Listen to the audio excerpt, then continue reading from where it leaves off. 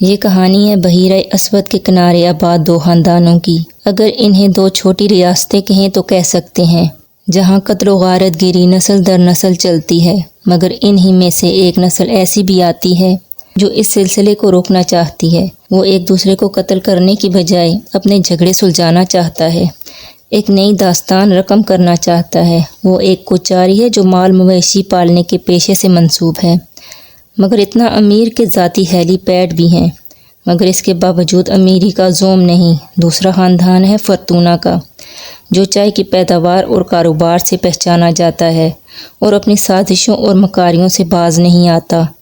ان کی اپنی ہی اولاد ان کے خلاف کھڑی ہوتی ہے اور برائی کے اس سلسلے کو ختم کرتی ہے۔ ان دو خاندانوں کے بیچ میں ایک کردار ایسا بھی ہے جو بنا کسی گناہ کے پستا ہے، خاص طور پر فرتونہ کے جبر و ظلم کا شکار ہوتا ہے۔